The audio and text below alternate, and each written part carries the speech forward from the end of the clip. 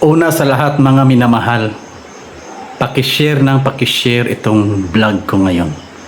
Dahil napaka-importante ito para mapuwersa natin ang mga kinauukulan na nagsusuri sa bangkay ni Riniboy Baterbunya.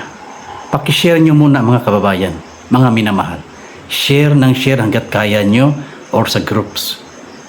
Para maalarma itong mga akusado na ito. Matatawag ko talagang akusado eh. Bago natin ipanawagan ang pinaka-bottom line ng aking pag-vlog ngayon, marami na akong napanood na mga may third eye. Sila yung nilapitan, marami silang testimony na nagpakita sa kanila si Riniboy at humihingi ng hostisya. Umiiyak. Nagmamakaawa. Kulang na lang luluhod. Napanood ko yung mga video na yun. The past days hanggang ngayon. At isa pa mga minamahal, ayaw ko kayong lumihis. Huwag kayong lumiko ng daan. Naniniwala ako sa mga superstitious belief. Dahil mismo ako naka-experience na nito. Huwag kayong magpaniwala sa isang vlogger na yon. Bakit daw hindi si Riniboy nagpakita sa mga kapulisan, sa NBI, sa mga CIDG o sa mga forensic expert? Di ba? Pilit niyang nililihis. Alam nyo kasi, si Riniboy ay may third eye. At ang pwede lang lapitan ni Riniboy ay yung mga taong may third eye din. Nagaya sa akin at sa ibang mga vlogger na doon nagpapakita si Riniboy. Hindi makalapit si Riniboy sa mga taong walang third eye. Kaya kung bakit ito mga NBI, mga sino pa dyan na mga forensic expert or mga investigador, hindi nalalapitan ni Riniboy kasi itong mga to, maaaring walang mga third eye. So ang maglalapitan lang para sa isang kaluluwa na may third eye ay yung mga third eye lang din na nabubuhay, na may kakayahan na makipag-usap sa mga kaluluwa na humimlay na. Yun po yun mga minamahal. Kaya ayaw ko kayong ilihis. Huwag po kayong magpaniwala dahil nababasa ko na sa vlogger na ito na may something, na may agenda itong vlogger na ito para manahimik ang kaso ni Riniboy. At hindi po gawain ng isang vlogger na magnakaw ng content ng ibang vlogger para lang ipahamak ang isang vlogger na lumalaban para sa hustisya ni Riniboy. Pero huwag kang mag-alala sa vlogger na ninakawan ng content para ipasa doon sa ama ng inakusahan natin. Siya po ay makakasuhan. Tawag dyan, copyright infringement. Malaki po ang kaso niyan na naaayon sa batas. Na napapaloob sa RA 8293 Section 177216. So ibig sabihin nito, kapag ang isang vlogger ay nagnakaw ng content ng isang vlogger para gawing ebidensya at ipasa doon sa ama ni Kiefer Alas o kay Kiefer itself, ang vlogger na nagnakaw ng content ng ibang vlogger, siya po ang makakasuhan ng vlogger na ninakawan nito. At ang multa nito ay hindi bababa sa 150,000 to 200 o pagkakakulong ng 3 taon hanggang 6 na taon. Kaya kung sino man kayo mga vlogger na ninakawan ng vlogger na ito para ipasa doon sa ama ni Kiefer Alas, huwag po kayong matatakot. Dahil may laban pa rin kayo.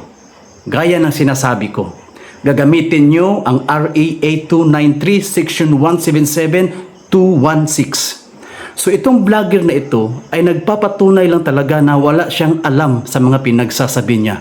Walang basihan at konkretong kadahilanan. Kaya gusto ko po na huwag kayong lumihis. Dito tayo sa katotohanan na tunay na lumalaban para sa hustisya ni Riniboy at Adili. Ngayon po, nananawagan ako sa Medical Dipakulaw Aurora Baler. Bakit hanggang ngayon hindi nyo pa natapos ang forensic autopsy ni Riniboy? Yan po ang katanungan ng taong bayan. Ngayong alam ko na ang toxicology at hepatology ay napapaloob lamang sa 1 o 2 buwan. Bakit hanggang ngayon hindi pa natatapos ang forensic autopsy ni Riniboy Baterbunya? Pakisagot po, Aurora Dipakulaw Medical Center. Huwag niyo pong gawing mangmang ang taong bayan.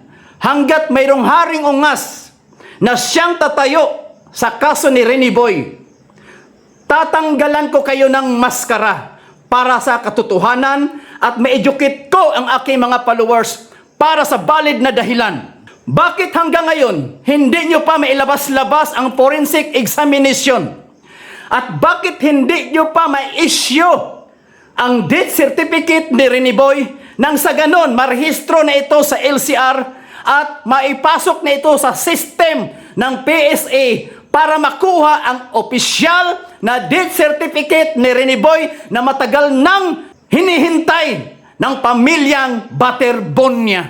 Huwag niyo pong gawing mangmang at bubo ang mamamayang Pilipino. Sa pamamagitan ko, kaya kong i-educate ang aking mga followers. Kaya kong i-educate ang aking mga viewers para samahan nila ako sa laban na ito. Yan po ang basihan ko kung bakit ako nananawagan sa inyo ngayon. Bakit hindi nyo pa rin maibigay at matapos-tapos ang forensic examination? Tapos na tayo sa timeline. Ang kaluluwa ay naghahanap po ng hustisya. Ang kaluluwa ay hindi makapag-antay na maibigay sa kanya ang hustisya. Parang awa nyo na sa Batang Pinas lang. Di Pakulaw Medical, di Pakulaw Aurora. Ateneo, dapat kayo isa kayo sa tumulong sa kasong ito. Dapat pinapriority nyo to kumpara dyan sa pagsali nyo sa UAEP. Wala kayong respeto sa namatay na bata. Wala kayong pagmamahal sa huling sandali sa isang kaluluwa na naghanap ng hustisya. Saan ang tinatawag natin ditong respect of life? Saan ang tinatawag natin dito ang makadiyos? Kuno kayo, Ateneo de Manila.